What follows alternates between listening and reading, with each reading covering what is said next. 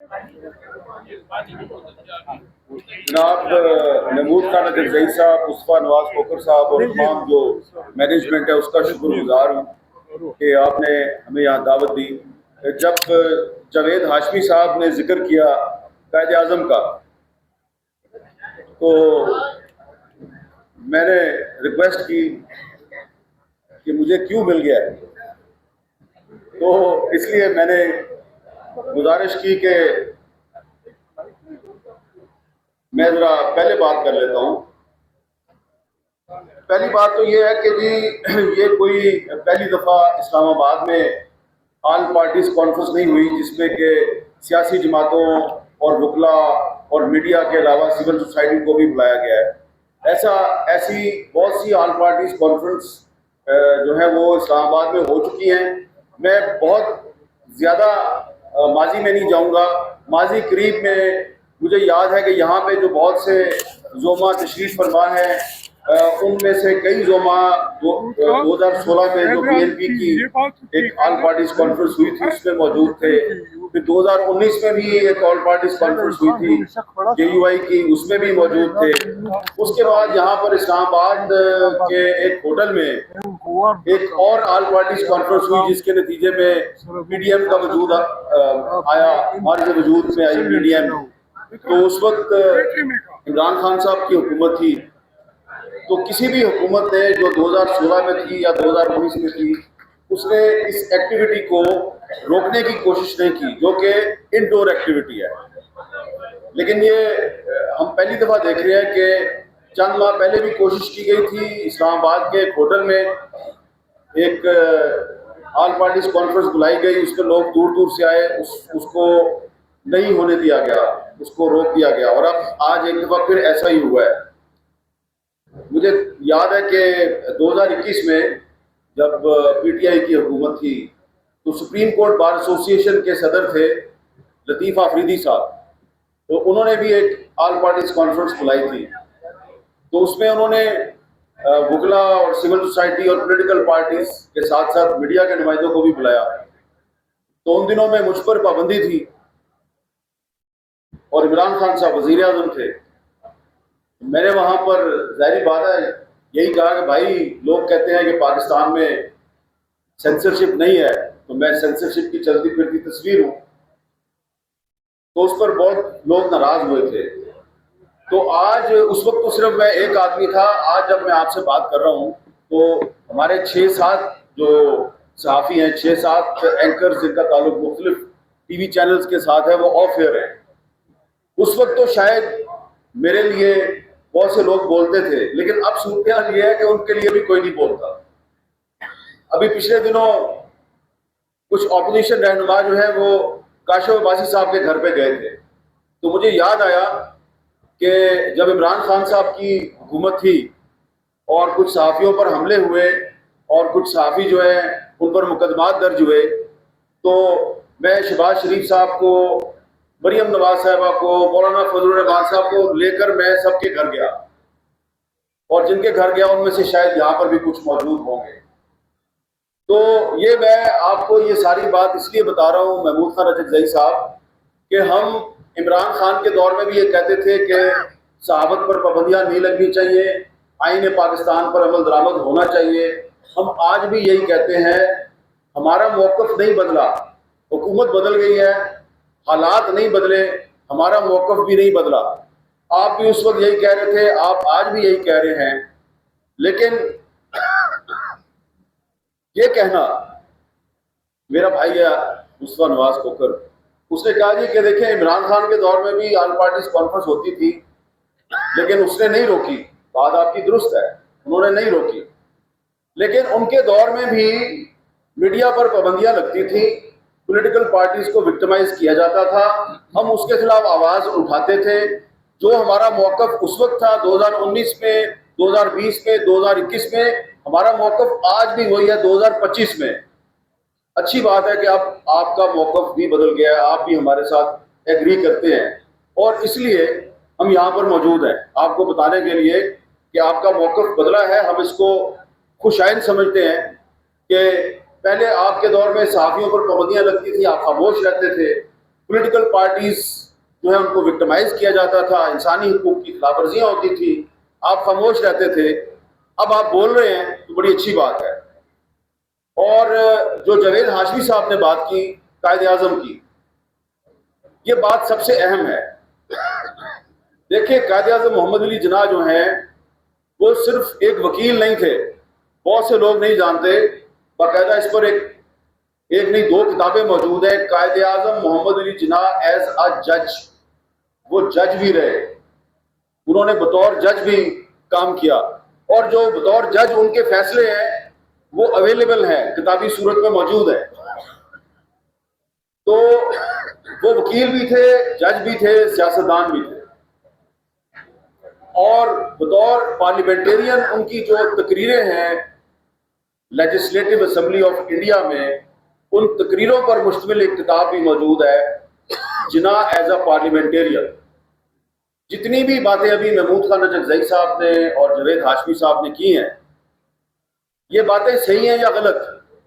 ظاہری بات ہے حکومت کہے گی غلط باتیں ہیں، تو میں ان کو ریکویسٹ کروں گا کہ دو کتابیں نکال لیں آپ، قائد اعظم محمد علی جناح ایز اے جج، قائد اعظم محمد Ali Jinnah as a parliamentarian. دونوں کتابیں سامنے رکھیں اور پھر یہاں پر جو باتیں ہو رہی ہیں ان کو سامنے رکھیں، اور آپ فیصلہ کر لیں کہ کون صحیح ہے کون غلط ہے.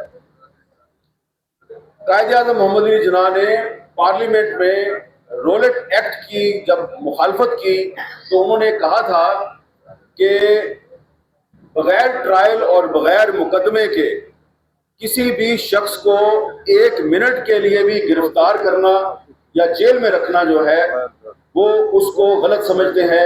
It is the violation of the constitution, اور یہ قانون کی خلاف ورزی ہے. 1 منٹ کے لیے بھی آپ کسی ایسے شخص کو جیل میں نہیں رکھ سکتے، پولیس کی کسٹڈی میں نہیں رکھ سکتے جس کے خلاف کوئی مقدمہ نہیں ہے یا اس کا ٹرائل نہیں ہو رہا. جوڈیشل ٹرائل کا لفظ انہوں نے استعمال کیا.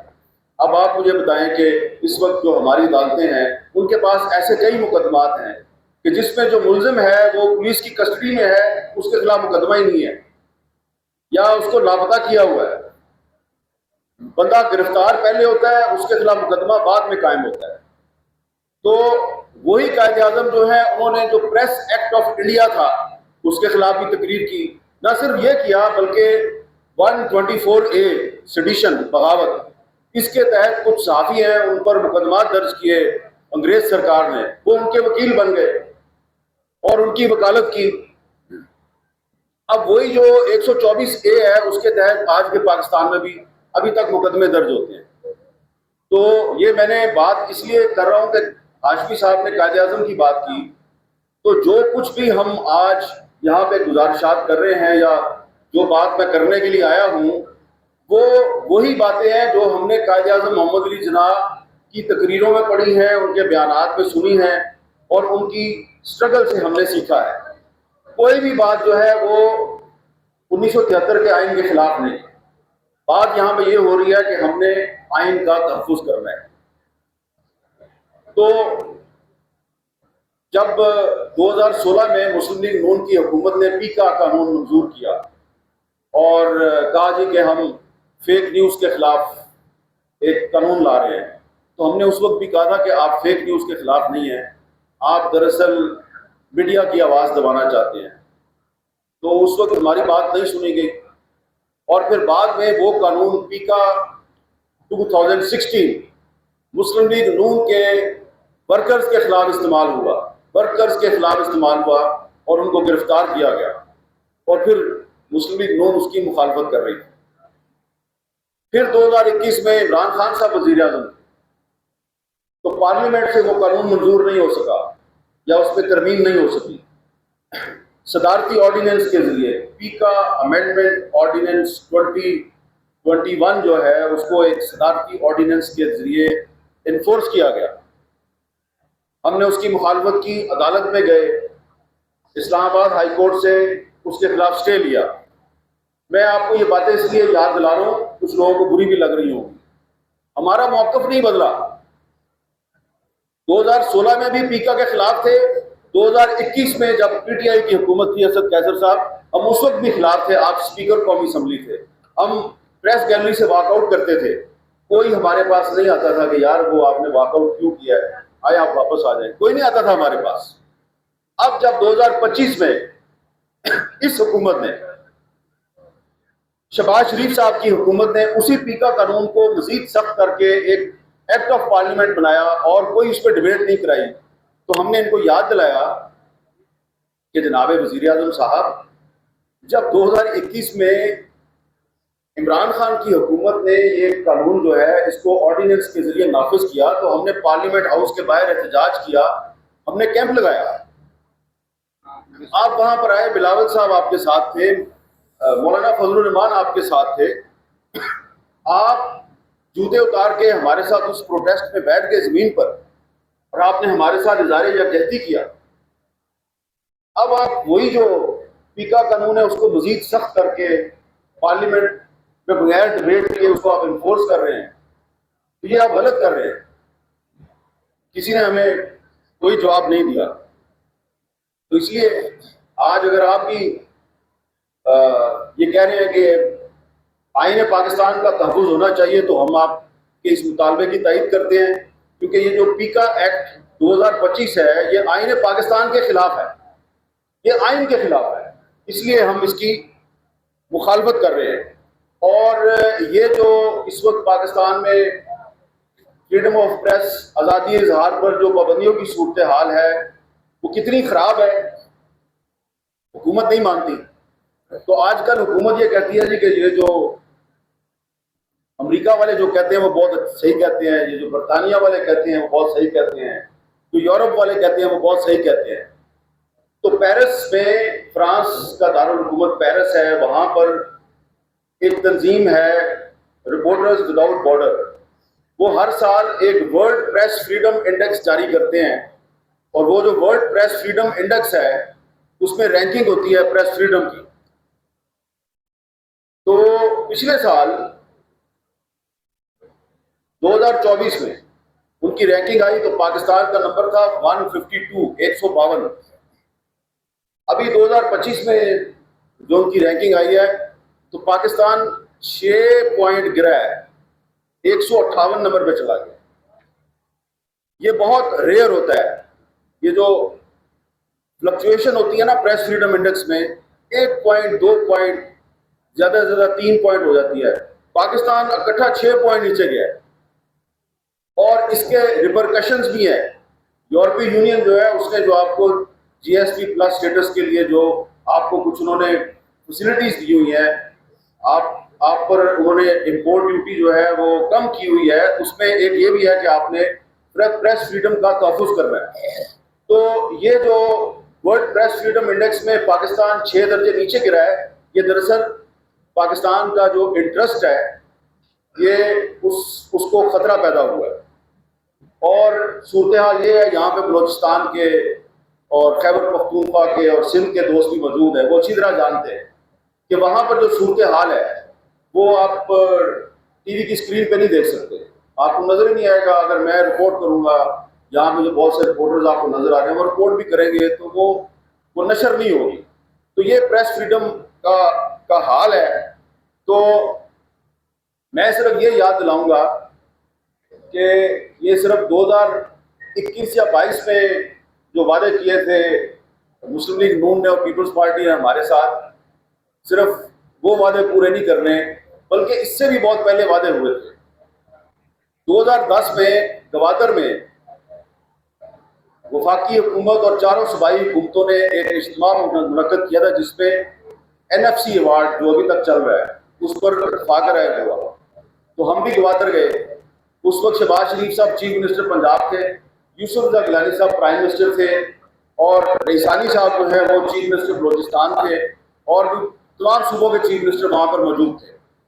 سب نے بیک وقت کیمرہ آن تھا، مائک میرے ہاتھ میں تھا، وزیر اعظم اور چاروں چیف منسٹرز نے یہ وعدہ کیا تھا ہمارے ساتھ کہ جب یہ اقتدار میں آئیں گے، بلکہ اس وقت اقتدار میں تھے، تو انہوں نے کہا ہم اگلے کچھ عرصے میں جو لاپتہ افراد کا مسئلہ ہے اس کو حل کریں گے۔ تو وہ 2010 تھا، اب 2025 ہے۔ وہ مسئلہ بھی حل نہیں ہوا.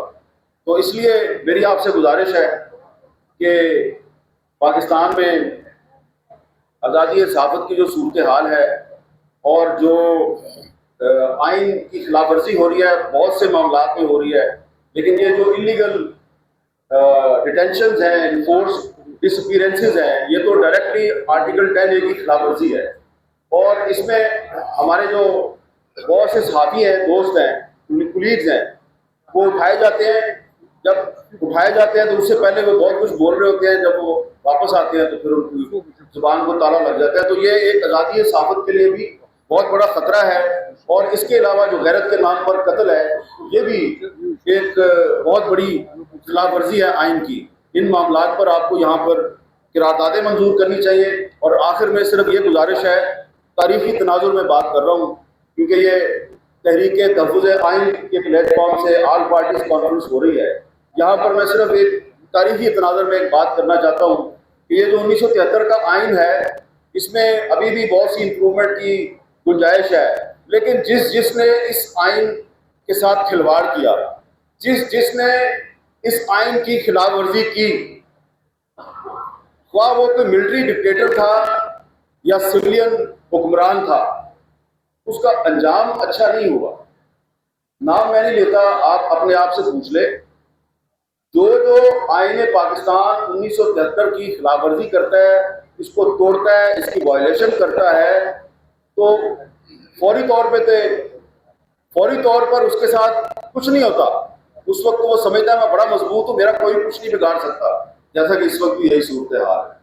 لیکن وقت گزرنے کے ساتھ ساتھ اس آئین میں اللہ تعالیٰ نے پتہ نہیں کون سی طاقت ڈالی ہوئی ہے، یا اس آئین میں پتہ نہیں ایسی کون سی آرٹیکلز ہیں جن کی وجہ سے اس آئین میں کوئی ایسی طاقت ہے کہ جو اس کے ساتھ کھیلتا ہے، اس کی توہین کرتا ہے، وہ عبرت کی مثال بن جاتا ہے. نہ صرف عوام میں بلکہ تاریخ میں عبرت کی مثال بن جاتا ہے. اور کیوں بنتا ہے یہ آپ کو وکلا حضرات بنائیں گے. مجھے دیجیے اجازت. اللہ حافظ. بہت شکریہ.